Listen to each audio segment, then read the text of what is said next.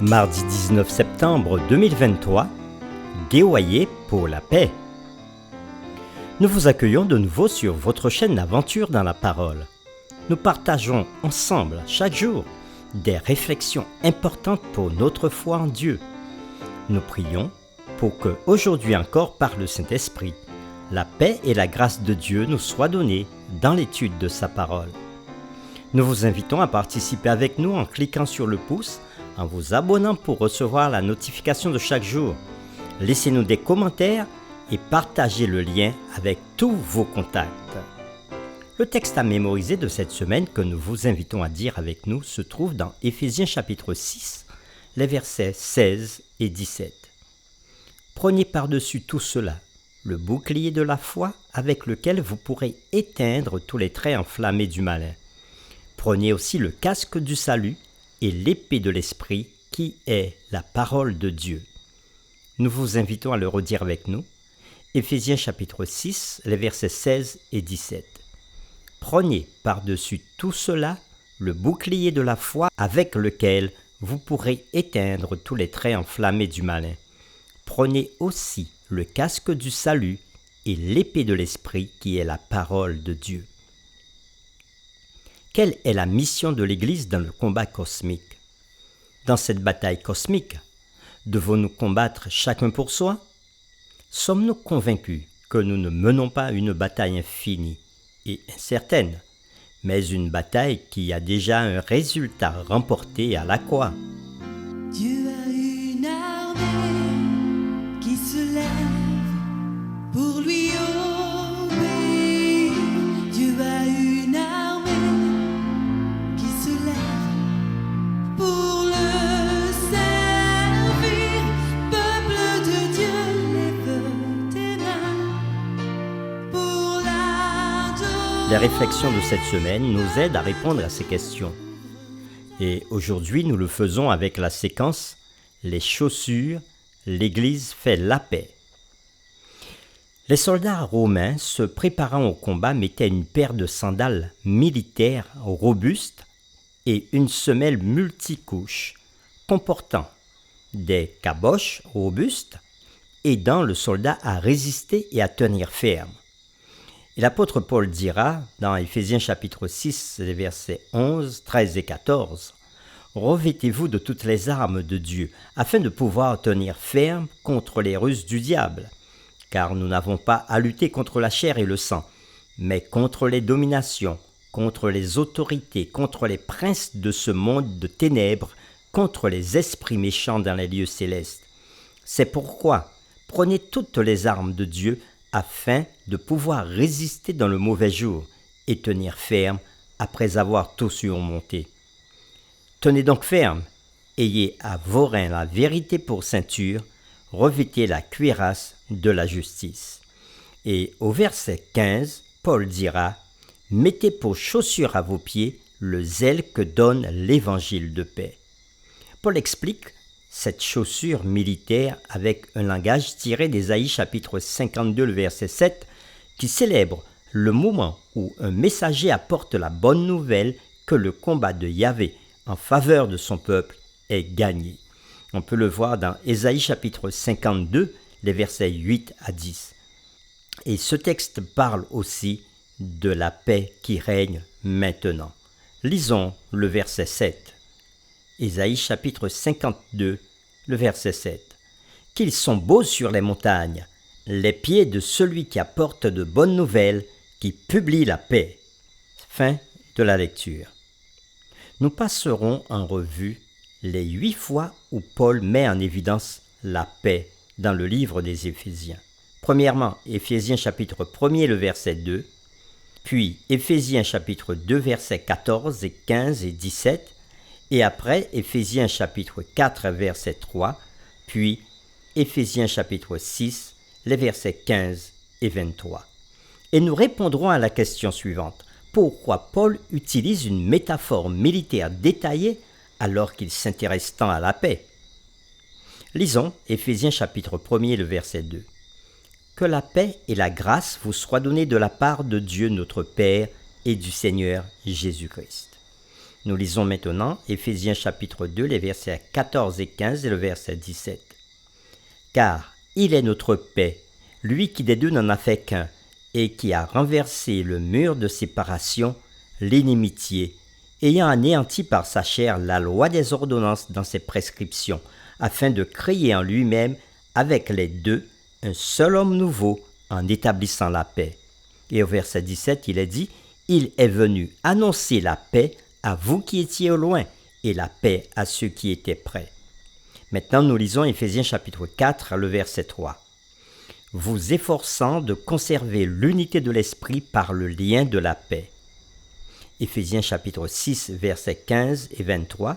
« Mettez pour chaussure à vos pieds le zèle que donne l'évangile de paix. » Au verset 23, « Que la paix et la charité, avec la foi, soient données aux frères de la part de Dieu le Père et du Seigneur Jésus-Christ. » Nous venons de passer en revue les 8 fois où Paul met en évidence la paix dans l'épître aux Éphésiens.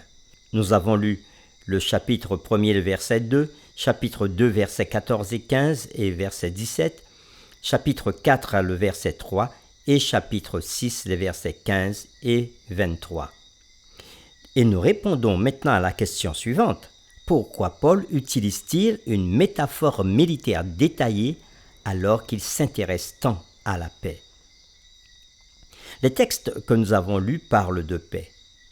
Reprenons rapidement là où il est parlé de paix dans ces versets.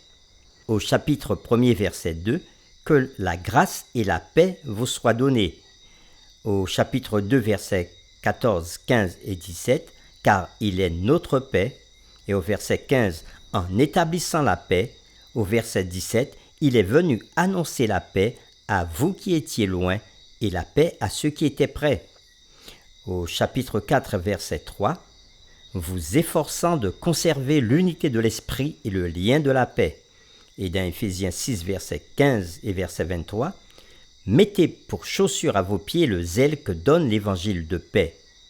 Que la paix et la charité avec la foi soient données. » Paul célèbre la paix comme étant l'œuvre de Christ, notre paix, celui qui prêche la paix, à vous qui étiez loin et la paix à ceux qui étaient près, rassemblant juifs et gentils, faisant d'eux un seul homme nouveau comme on l'a lu au chapitre 2, le verset 15.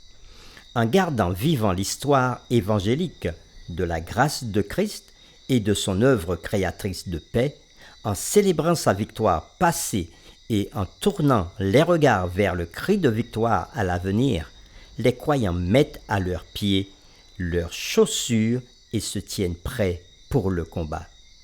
Tout comme le messager dans Ésaïe chapitre 52 verset 7, les croyants sont des messagers proclamant la victoire et la paix de Christ.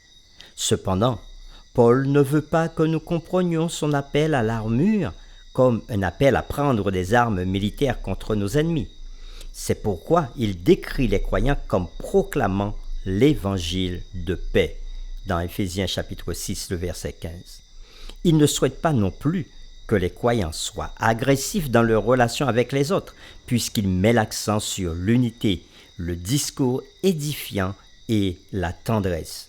On l'a vu dans Éphésiens chapitre 4, les versets 25 et chapitre 5, le verset 2.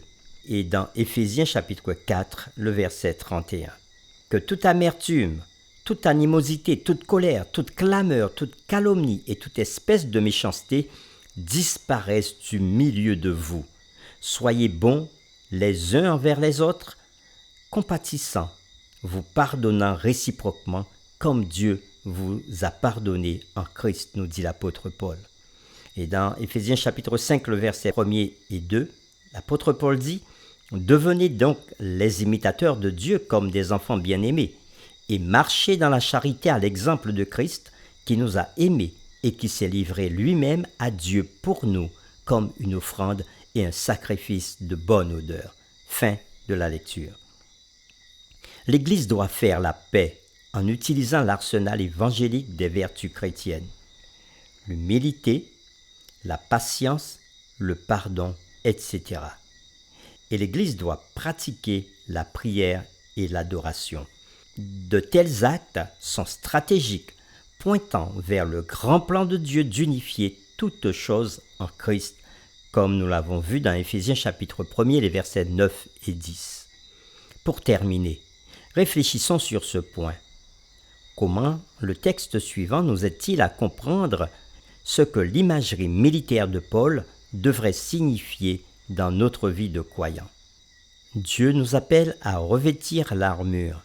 Il ne s'agit pas de l'armure de Saül, mais de toute l'armure de Dieu. Ainsi, nous pourrons nous mettre à l'œuvre avec des cœurs pleins de sagesse, de compassion et d'amour semblable à celui de Christ. Citation tirée d'un ouvrage de l'écrivain Ellen G. White. Prions ensemble. À toi, Père, gloire, honneur, puissance et victoire dès maintenant et à jamais, car tu es le Dieu de paix. Jésus-Christ, notre Seigneur, en quittant cette terre, a dit à ses disciples, « Je vous laisse la paix, je vous donne ma paix, je ne vous donne pas comme le monde donne. Que votre cœur ne se trouble point et ne s'alarme point. » C'est sur la parole de Jésus et dans ses pas que tu nous demandes de marcher dans ce monde en guerre. Et tu nous demandes de mettre pour chaussure à nos pieds le zèle que donne l'évangile de paix. Oui, dans ces batailles de chaque jour, tu ne nous appelles pas à être des méchants, des agressifs, des justiciers dans la société, dans nos relations avec les autres. Mais bien au contraire, tu nous appelles en tant qu'individus et en tant qu'Église à faire la paix et à la poursuivre en utilisant l'humilité, la patience, le pardon, la bienveillance, la justice, la prière et l'adoration. Ce sont ces actes stratégiques qui doivent se caractériser parmi tes serviteurs et dans ton armée, car ton plan merveilleux est d'unifier toutes choses en Christ, dans la réconciliation et la victoire. Puissions-nous être par ta grâce des bâtisseurs de paix, des ouvriers de paix, et que là où grandit la discorde, que nous annoncions la paix de Christ auprès comme au loin. Oui Seigneur, tu es digne de recevoir notre allégeance et notre adoration. Nos yeux sont fixés sur toi, nous conduisant à la victoire finale et complète. Oui, c'est au nom de Jésus-Christ, notre Seigneur et Sauveur, que nous te prions. Amen.